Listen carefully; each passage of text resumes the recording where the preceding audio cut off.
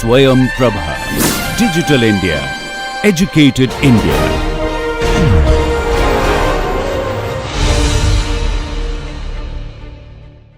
So the condition is also, let's say, call it as Strong-Hall's condition. So it says that you again have a bipartite graph, obviously, V1, V2, and E.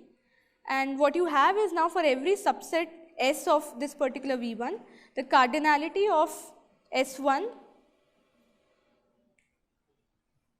yeah.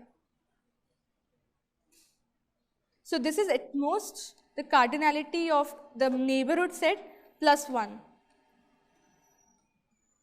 Yeah. So in this sense, it's a Strong-Hall's condition. You just don't have, so if you had removed this particular thing, this was Hall's condition, and if you have, let's say, plus 1, it's let's say call it as a Strong-Hall's condition, right? You need a strengthened, you need a more strengthened condition. Okay, so the takeaway from this particular let's say last 3 slides is basically if that particular graph you have at hand has Strong-Hall's condition in it, or basically it satisfies Strong-Hall's condition, you can be rest assured to say that okay, this particular partition will be secretive fair, because I don't, so this particular one represents that okay, let that secretive agent come and take away whatever piece he needs, I still have a Hall's condition for the remaining graph, and therefore I'll be able to find a perfect matching, by which I mean that I'll be able to accommodate the remaining n-1 agents in a fair manner. Why fair manner? Because these edges represent this particular fairness. An agent draw an edge to a particular bundle if he derives fair allocation for that particular bundle, right? So this is the graphical perspective of secretive setting, right? So yeah, that was what I wanted to convey here. So if you have this, okay, so what is the graph you are considering? The graph you are considering is this first choice graph. It's also, let's say, call it as a first choice graph, which basically means that if this is my first choice, given this particular allocation or given this particular allocation, let's say these PIs, if I get, let's say, PA1 and let's say PA7, I'm happy. I don't care what anyone else is getting, anyone else is getting. If I get this, either this or that, I'm happy. So in particular, if you have this Strong-Hall's condition in your first choice graph, you can say that, yeah, okay, let that secretive agent come and take away any bundle. In the remaining graph, you still have Hall's condition. And by Hall's theorem, I know that if you have Hall's condition in your bipartite graph, you are guaranteed to say that, okay, there will exist a perfect matching and therefore a fair allocation among the remaining n-1 agents, right? So, can someone tell me what should be the condition if you have 2 secretive agents and which are not fighting amongst each other, obviously? Exactly, it would be plus 2, right? So if you have here a plus 2, you are again rest assured, let them take away 2, let those 2 secretive agents come and take away 2 bundles. I still have Hall's condition in the remaining graph, and therefore I can be assured that okay, I can still accommodate the remaining n-2 agents in the remaining bundles, and again achieving fairness, whatever fairness notion you are handling. Proportionality, NV freeness, epsilon NV freeness. Yeah, but obviously the catch is in the case of one secretive agent, and in particular in proportionality, we were indeed able to come up with an allocation such that the corresponding first choice graph had a Strong-Hall's condition. I don't know how to do it when you have 2 secretive agents. I don't know how to construct that. So there you had that moving knife procedure. I don't know how to do it now such that you get this particular plus 2 here. If anyone has that way of doing it, we solve this problem, or at least we we show existence, even if the procedure, let's say, is not efficient, right? Yeah. And same goes plus k if you have, let's say, k secretive agents. Yeah. So I just want in the remaining first choice graph, once the secretive agents have taken their favorite piece, I want the remaining graph to have a perfect matching. In particular, let's say they satisfy Hall's condition. Right? What? Okay. Oh, yeah, okay. It's S. Yeah. Yeah, it's S.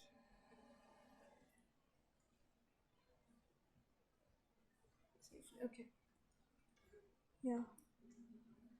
So this graphical representation of secretive setting, I hope, is clear, and I also hope you, like, I think from this particular lecture you should take, what you should take away is the Hall's theorem. It's a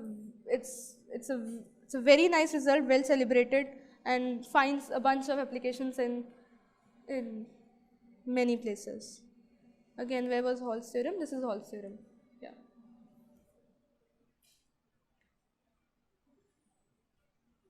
Any questions? Yeah.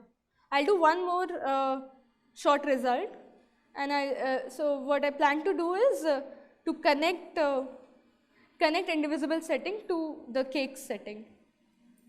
It's a short reduction, and yeah, it's a good one. Okay, so I will move on if there are no doubts. Okay. Okay, indivisible setting, indivisible resources. And remember here okay, so you don't have money right now in the system, and okay, before going that, I do want to just emphasize on one particular point. For quasi-linear setting, there also exists, you have seen an LP-based algorithm, there also exists iterative algorithms based on Hall's theorem. Yeah, time permitting, I can explain it in the next lecture, but yeah. So, what do I mean by iterative algorithm? You start with some particular price vector P, and then you iteratively ask for queries from the agents, and then you update your price vector, and the particular iterative algorithm halts when you are at a NV-free price vector, and that you also get a allocation sigma, but in quasi-linear setting again. Yeah. For general model, which is bounded continuous monotonic violations, you saw we had the existence via Alkan, right? So there's a recent result which also develops FPTAs, in particular fully polynomial time approximation schemes, in this particular general enough model of Renn division. Yeah. I'll talk more if I have time, but I do want to do this small reduction. Yeah. So again, think of indivisible resource in your head, laptop or anything, but yeah. So first of all, are we guaranteed, no money is there, no divisible resource, just indivisible discrete fair division. Yeah. So first of all, do I know that NV-free allocation exists in this particular setting? In just discrete fair division? No, right? Exactly. So the trivial example is 2 agents, 1 good, right? So remember we also saw that proportionality also may not exist, unfortunately. So this also may not exist.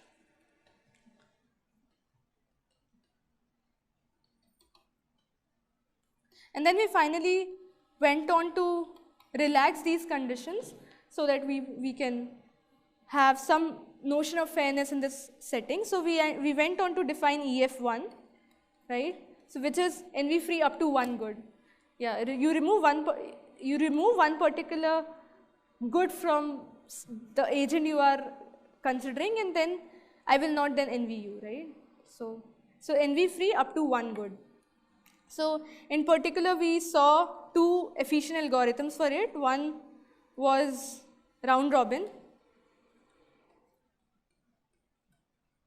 and the another one was trading cycle or via NV-free graphs, right? Okay. So for these we have, and as again mentioned, there are 2 more algorithms out there, but yeah, okay. For EF1 we do have efficient polytime algorithms to compute an NV-free up to 1 allocation, up to 1 good EF1 allocations. Yeah, okay. So now what do I want to do is to show how, okay, first of all let me also say divisible resource. And again, back of the head you can always consider a cake or a piece of land, but modeled as a segment 0, 1. Here we knew that NV-free allocations exist. In particular, we saw via Sperner's lemma and such, but we don't have any, for exact computation, we don't have any efficient algorithm. In particular, Stromquist gave a negative result. And here, let me now define epsilon NV-free cake division. Yeah. So I'm going ahead and relaxing my notion of NV-freeness in the hope that, okay, maybe I would be able to compute this particular relaxed notion of fairness. So how do we define an epsilon NV-freeness?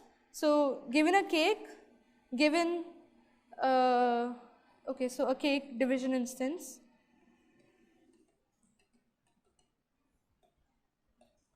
so in which you have, let's say, n agents, you have the cake 0, 1, and also you have valuation functions for each agent A. And they are like additive, non-negative, divisible, and let's say also normalized. So how do I define? So an n partition, or yeah, so n partition I of the cake is said to be epsilon NV-free, or is said to be approximately NV-free with the factor of epsilon. So note that here epsilon is the approximation factor. So again, epsilon is given, it's an input. This is the approximation parameter given to you, okay. So an n partition I is said to be epsilon NV-free. Yeah, okay, so this particular, yeah, we call this particular symbol as epsilon, right? It's said to be epsilon NV-free if following happens. So, yeah, let's say, yeah, okay. So let's say agent I is getting some sigma I, right? Or let me just reindex the bundles, and let's say he's getting the piece or the bundle I, right? So whatever valuation he is deriving from this particular bundle or this particular piece of the cake should be, at least for NV-freeness, I wanted this particular thing, right? So he must not be envying any other piece in the cake. But when I relax it, I say that, okay, if you just do this particular minus epsilon, I'm okay with that as well. Yeah. So this is the relaxation. This is approximate NV-freeness I'm now asking of you. So obviously this happens for each agent. Yeah. So the valuation agent I is deriving from his piece of the cake is at least the valuation he is deriving from any other piece minus epsilon. Okay. One can observe right here, right? Epsilon NV-freeness is a relaxation. NV-freeness is a stronger condition because there you didn't have that minus epsilon. Yeah. Okay. So since we have EF1, like polytime algorithms for EF1, what I want to have or develop is an epsilon NV-free algorithm for cake division instance, okay. So how do I do it? So I'm given a cake division instance and I need to develop a epsilon NV-free. I need to develop an algorithm which guarantees epsilon NV-freeness. So let's say a cake is given 0 to 1, a cake division instance is given. And I ask every agent this particular cut query, right? So I ask every particular agent, let's say you cut, starting from 0, you make a mark on the cake till where you get an epsilon value. Okay, so basically let's say he makes a mark at let's say not A1, but let's say some R1. So by which I mean, let's say the answer to this particular query, let's say, was Ri. So what is happening is the valuation this agent I has for the piece 0 to Ri is epsilon, right? So I'm just asking every agent to make mark on this cake, like such that these pieces are of worth epsilon to you. Yeah. So let's say this is R1. He again, so the next query I'm asking is from this particular agent is, now starting from R1, give me another cut, so such that R1, let's say the cut would be R2. The value of that particular piece is epsilon, which basically means that R1, this is epsilon. Yeah. So he makes another cut such that this particular piece is also of value epsilon to him, and he keeps on making it, right? Again, why can he make such cuts? Because of what assumption we have on the utility or the valuation model here?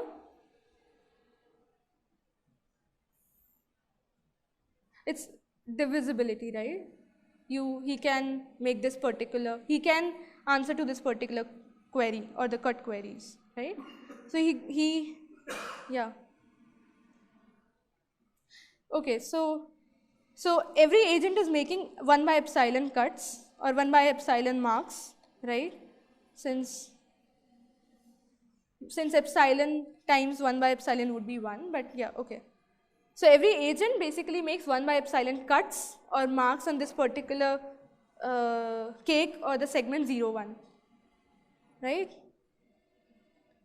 And I am asking every agent to do so. So how many cuts in total would be there? Exactly, n by epsilon, right? So, okay, so what I've done is I had a cake 0, 1. I asked every agent to make mark such that those consecutive pieces are of value epsilon to them, and they did it so. They made the cuts. And in total there are n by epsilon cuts.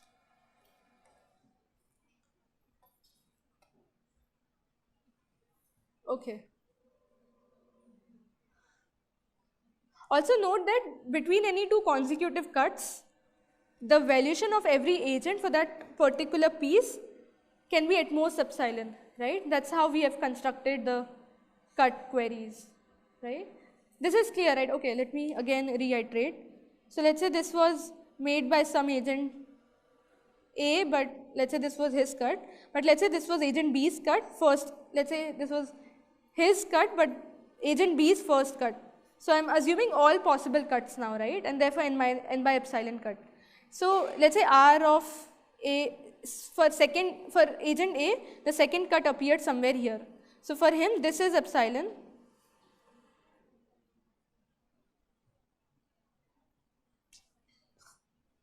For agent A, this piece is of value epsilon, and then this piece is of value epsilon, right? Because his next mark came at this RA2. So, but when I'm considering all cuts in my system, in particular, every consecutive piece is of value at most epsilon to this particular agent, right? So let me, okay, yeah, let me just write RR dash. So the valuation of any two consecutive, so the piece of the cake in any two consecutive cuts is of value at most epsilon to every agent. This happens for every A, and this also happens for all cuts. So these are like consecutive cuts. Let me, yeah. Yeah, this is like consecutive cuts. Yeah. This is clear, this point is clear, right? Whatever done to the cake. Yeah. Okay.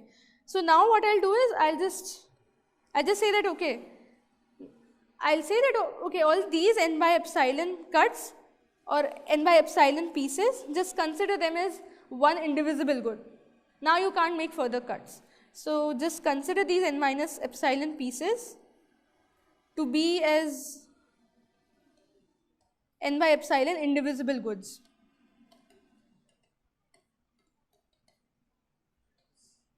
Now you can't, yeah.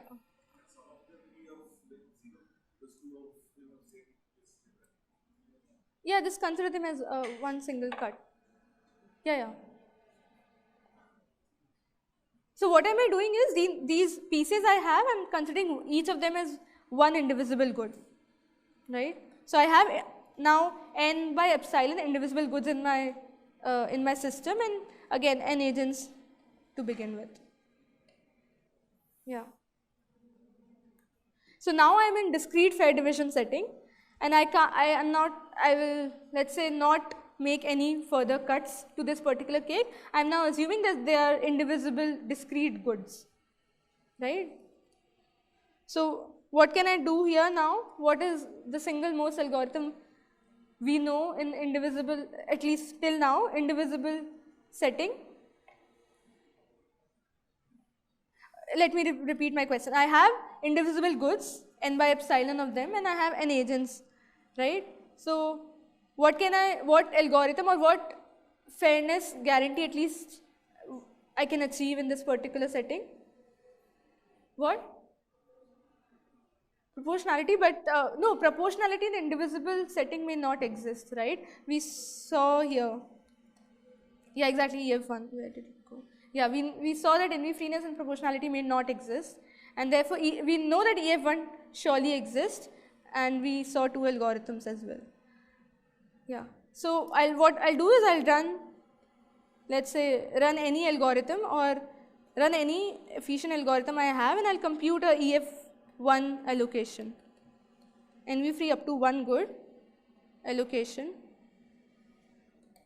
for this particular instance, for the instance where I have n by epsilon discrete goods. So like I had n by epsilon discrete or indivisible goods with n agents.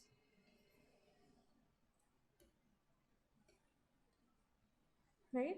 You compute an EF1 allocation, and let's say it is some A1, A2, A3, AN, right?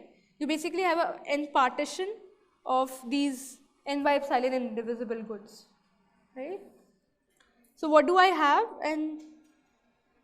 And I'm also assuming by reindexing, I can always assume that agent 1 is getting A1 bundle, agent A2 is getting A2 bundle, and so on, right? So what I know is every agent, I think I'm going back and forth with A and I to denote agent, but let me just have I right now.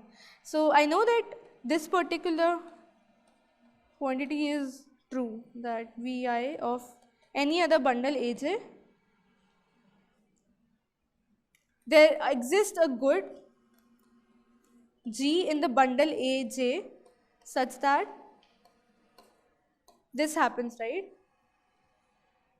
Minus this particular good for every I, this happens, right? Wait. So you consider one particular agent, agent I, you look at his bundle Ai, and I know that basically for every agent I there exists, and when you are, okay, when you're seeing, okay, I should have written the order of quantification properly. Okay, so what is happening, you look at every possible pair Ij in N.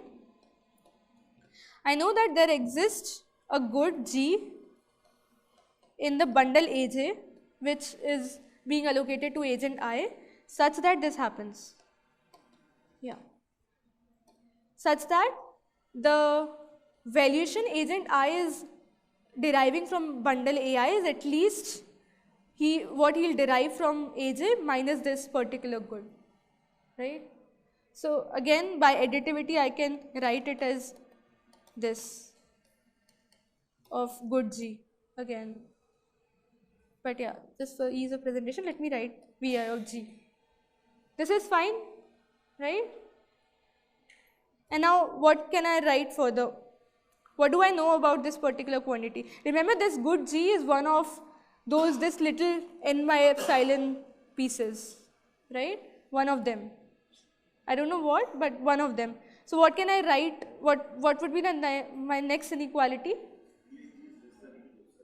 Exactly. So what I can write is Vi Aj minus epsilon. So because I know that this particular agent values this particular good or a sliver of cake at a value of at most epsilon.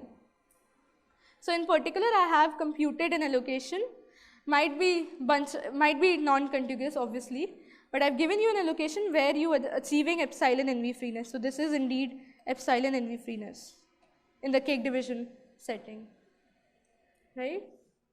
Yeah.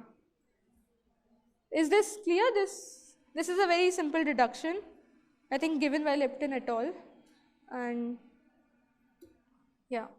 So since we knew EF1, we can just make use of it, or at least get an epsilon NV freeness in the cake division setting. And the runtime of this particular algorithm would be Pauline n and the approximation factor 1 by epsilon.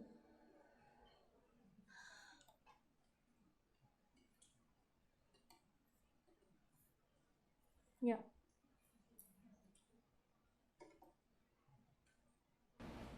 So we were given a cake division instance. We created these we asked every agent to cut at particular points, and then we just assume that, okay, let me just assume it as an indivisible setting, and then since already I have an EF1 algorithm, let me just apply it and find an allocation, and that turns out to be an epsilon NV free allocation for the original cake division instance, right? Yeah.